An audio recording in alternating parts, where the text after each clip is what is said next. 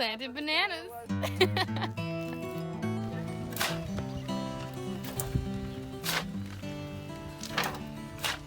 We're planting Brazilian apple bananas right now, which are just super delicious. So bananas to me are like, people see them as like a plant in a tree, and that's definitely what they are, but I see them also as like, just like these black lines or irrigation lines, I see bananas as like an irrigation line, same way. They just hold so much moisture. I heard this story about an area that was deforested and a riverbed that dried up, and through strategic banana planting, people were able to revive a riverbed due to the amount of moisture that's held in bananas, and not to mention high in potassium, easy to move around. So I just think it's just such a great thing to incorporate it. And actually this banana patch, we've been friends for a long time, and I think a lot of these we planted together there. And so just to see, that's another thing, is they grow from a sucker. So this one patch has now seeded acres and acres and continues to seed, all based on that one little start that's now carrying on and blessing more people, you know.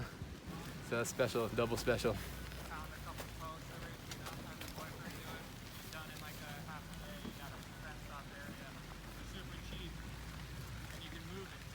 So I will bring you over here. I'm Mac Nuts. So what we're doing is having an assembly line of like, friend over there is picking the hole, friend over there is putting the cakeys in, and then I'm gonna put a little bit of nourishment on top with some Mac Nut husk, and then lovely Amanda is also gonna put some mulch around the side.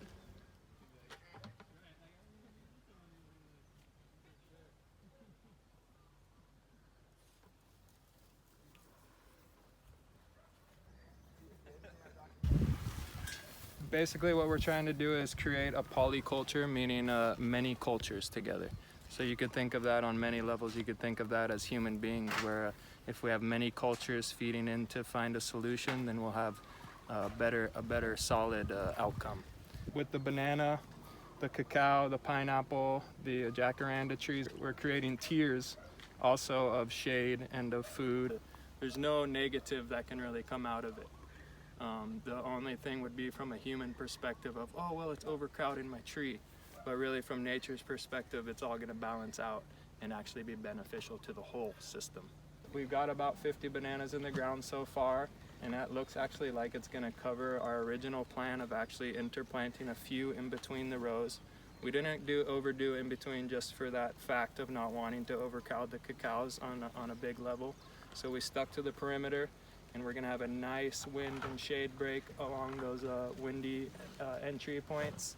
And the farm, in about 3 months, these trees will be nice height, and then in 6 months they'll be doing their job completely, and we'll have nice wind breaks. And yeah, it's all going to plan. It's looking great. Ocean Grace Farms is doing their best in implementing this and learning as they go, which is super beneficial, so that they're not just blindly taking advice now. They're actually intaking the information and being able to outflow it to other people and other farms, and to spread it on the internet and to spread it in their community. So this is what we want. We need to educate each other so we can educate the world, and all of a sudden we just got natural food and everybody's healthy. The doctors don't need to see us as much, and we're all just loving and living instead of hurting and hating, you know? Yeah.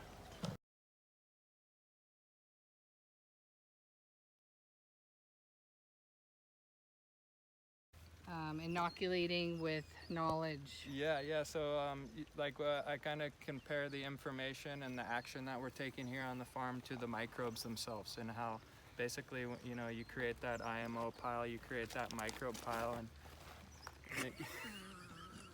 and it keeps spreading, and it goes from me to him, and then we get infected, kind of like the microbes infect the soil as well, or inoculate or culture the soil.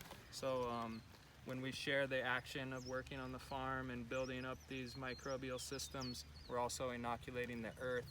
And how I like to see the information is kind of like the microbes themselves. Like, we share the information here, it infects Mark, it infects you, then you share it out there, and it just keeps going. So your farm is almost like an epicenter that it just grows from.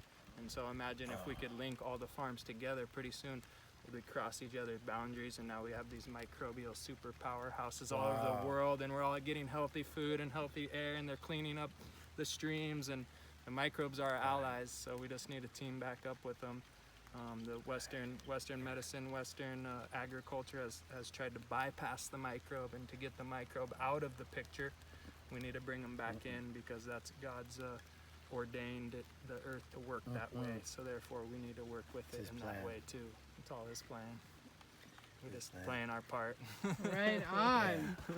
Yeah, we have to do. It's up to us. And then guess what? The information is the IMO. It's up to us to take care of the INA, and it starts with us. And we tried, right? We just try and keep it simple too. We're doing it. And yeah, we're doing it. One farmer at a time, one farm at a time, one tree at a time. One tree at a time. Thank you, Logan. Yes, man. Okay. Love you guys. God bless you, brother. We love you too. All right. Aloha. Okay.